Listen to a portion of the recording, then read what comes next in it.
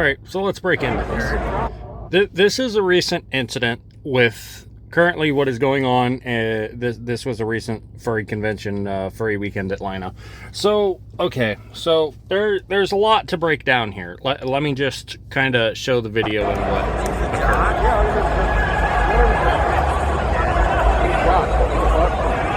Oh my God!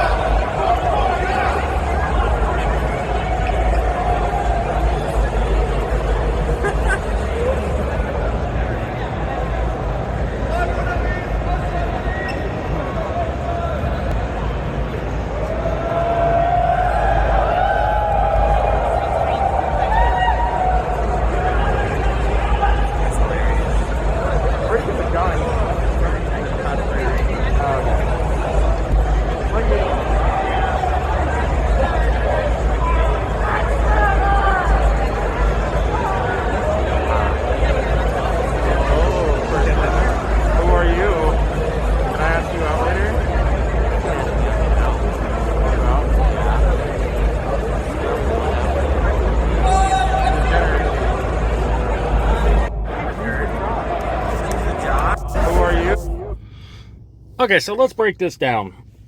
What they're saying is the whole thing is the Bomb Voyage cosplayer, you know, like from The Incredibles. One of the main things here is, one, Furry Weekend Atlanta does have a certain policy in place against props, you know, things, certain like that. Nerf blasters can't really shoot squirt guns, anything like that. Everything has to be capped prop, strictly prop purposes. Can't fire projectiles, can't even the smoke popping sort of ones, they can't even utilize that function. So in reality, what happened here is, so first of all, they are blaming the Bomb Voyage cosplayer for it, which is bad, mainly because they're claiming that is the Bomb Voyage cosplayer's prop weapon, which, as we can clearly see, he handed it back off to this other military cosplayer type. So, first of all, they're bashing the Bomb Voyage guy, mainly because he had the prop weapon in his hand and more or less brandished it. Second of all, this was on the Sunday at the end of the convention. So if you really want to get technical, this has been 3 full days that this prop has been sitting out and been around, and everybody on the last day wants to try to harass these two and give them trouble, more or less. So ultimately what happened is they're trying to dox these two, more or less, and harass them so they don't go to conventions, other stuff like that, which is, you know, your typical leftist radicalized, you know, Karen behavior, because they did something somebody didn't like, and well, now of course they feel the need to harass people simply because of something like this. And it's pretty sad and sickening, honestly, because for one, they already had Atlanta Police Department and the Anthrocon, which was the convention for this. They had Anthrocon check all this, and they had a mark.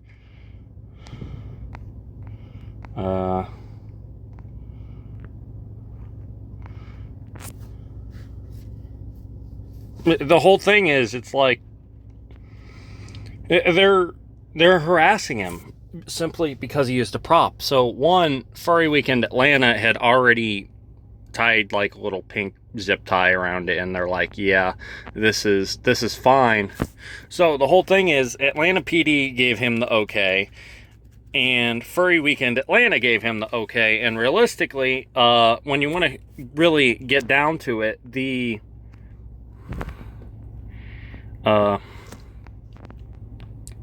when it comes down to it, it's Furry Weekend Atlanta's con, and they're the ones who realistically had they had the final say in all of it. That's just facts. They are the ones that approved it. They're the ones that had final say in it. and if they didn't want it, they wouldn't have allowed it. So this prop weapon had been going around the convention for the better part of 3 days, and everybody on the final day decided they wanted to go harass this guy. They wanted to leak his name. They wanted to go and you know, try to dox this guy, leak his name. I've even seen some people trying to get the guy's work information, which is, you know, common trash, radicalized behavior of the furry community and some of the leftist community. So the fact is that they're harassing a guy for a pre-approved by both the police department and the convention a prop gun that they decided they wanted to harass him over. And it's absolutely unreal that they decided to harass this guy. And I'm gonna put the individual's name at the bottom. I'm not going to reveal the individual's name, but this account, Metal the Dragon, for example. So at this point, they leaked his name in all of this. So of course they have the image up and they're like, oh, the guy behind the face painted and scaring countless furries on their weekend that was supposed to be fun. His name is, insert name here. But the fact is, they have individuals like this that are like, he can't keep getting away with this. Justice will prevail. So the fact is that they're actively trying to harass people and report them to con staff, etc. And, you know, it eventually gets to the point where these people are so fed up with it that they decide that they feel they want to take it into their own hands and attack people and harass people, you know, hence leaking name, job, other stuff like that, you know, or even finally to get to the point, possibly, they might even try to start a physical altercation with the guy. It's absolutely insane what the community does, and they think that they're going to be able to get away with, you know? And the whole thing, I really hope somebody screenshots my post and sends it to this dude. You know, he won't care. You know, he really shouldn't. He really shouldn't. The fact is, he really shouldn't care about radicalized leftist furries when he's trying to cosplay and have his moment at a convention and have his own fun, especially when, you know, the con staff have already approved said prop weapon. The fact is that these people feel they're above con staff, that if anything, I would say these individuals need, you know, the whole justice will prevail thing. These are the individuals that actually need to be getting kicked out of the con. You know, so it's pretty crazy. It is absolutely pretty crazy. And, you know, the fact is that he's not the only one. There's a lot of people going around with prop weapons. A lot of people go around with the prop weapons at this.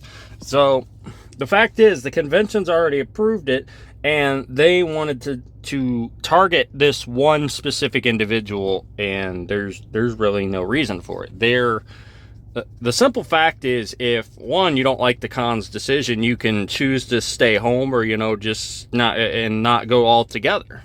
You know, that would be the normal human being thing to do. But you know, they're the ones that are preaching, you know, be inclusive, you know, all this other stuff, when realistically there's already the huge controversy where everybody's like, yeah, should these cons be 18 plus no matter what? Because one of the things behind Furry Weekend Atlanta was it's one of the remaining cons that is not an 18 or 21 plus venue. So at the same time, yes, there are children at these events, but I don't really think that should be really a point here, because in a lot of American culture, there's a lot of kids around firearms and stuff at an early age, and it's kind of in American culture. There's a lot of places you grow up in rural areas of the United States, there's a lot of, you're around guns at a young age. Like, you can be taught to shoot in firearm safety as young as 5 years old or so. So that's not even the issue here. The issue is that these individuals thought it was necessary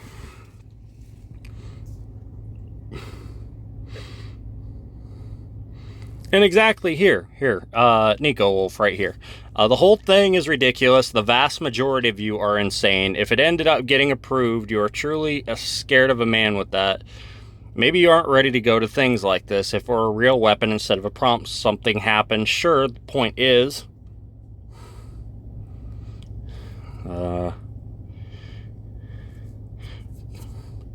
the point is valid. A person who is known for miming, props, and shenanigans is not the same as an active shooter. Get over it. There are support emails for most of these cons. Go to them if it truly was that bad for you, or alternatively, don't go to the cons. And the fact is, that's what needs to happen. These people either need to be dealt with because they are harassing and doxing people at the conventions, so they need to be handled appropriately and banned from subsequent conventions. That's how most people handle the violent and toxic behavior, is ban them from future conventions. And that doesn't happen. And realistically, why are you going to dox somebody when the con already approved it? If anything, you don't need to be going after this individual. You need to be going after the con and complaining that the con allowed it, you know, and actually go to the con, like the chairs, and actually, you know, start asking them to do something about it. That's the proper course of action here. But of course, being radicalized leftists, you know, in the furry community, which the furry fandom tends to frequent, the conservative side is very dead. You have the individuals who think it's appropriate to dox people and release their name and all this other stuff. It's creating a hostile environment and encouraging people to en masse harass somebody for something that was approved and perfectly fine with the convention staff, but they decided to take it upon themselves to do it. The individuals that are complaining, you know, like, for example, Metal Dragon, need to be the individuals that are getting removed from these cons. Mr. Justice will prevail. You're the individual that needs taken care of in this situation, not, you know, the guy who's just cosplaying and enjoying his weekend. And let's break it down into the fact. I'm also just going to throw it out there because, as you can see, for those of you gun nuts out there, there is a M203 grenade launcher attached to the bottom of this prop. So let's break it down. The odds of, you know, just a casual M203 ownership and that being realistic, first of all, is pretty slim, if I do say so myself. I would probably say there's not too many American gun owners that are owners of an M203 grenade launcher. And if they are, they're either, one, probably illegally obtained, and the odds are they're not going to be a type of individual that goes to a furry convention and, you know, tries to have a fun, casual, you know, cosplaying time, when this individual is known as a cosplayer, and has been for a while. But, or two, they're a licensed firearm holder, and they've gone through all the necessary paperwork, and they've been pretty well vetted. So the odds of that are even more slim. Because there's, I forget, it's an explosive device. The ATF's got a explosive device. Then it's got to be an FFL holder. It's a lot of work. It's a lot of work on the side. And if you really want to get technical, the odds of this guy actually, you know, having like a real weapon, you know, the M203, are it's a little more slim. I would say I agree. There's no way this is actually drama. And it's just absolutely insane. It's absolutely insane that the convention and people have to deal with getting doxxed and harassed simply because some either anti-gun type or something like that is angry over this. It's something needs done. Something needs done. And it doesn't need to be against the Bomb Voyage cosplayer. The Bomb Voyage. It doesn't need to be against him. it needs to be against the individuals doxing him, and they need to be handled appropriately, and the con needs to possibly look into banning individuals who feel doxing is appropriate for these types of events. But that's my rant for the day. Hope y'all enjoyed. It is crazy that something of this caliber goes on and they're still salty to the point where they're willing to dox somebody over a cosplay. It's insane.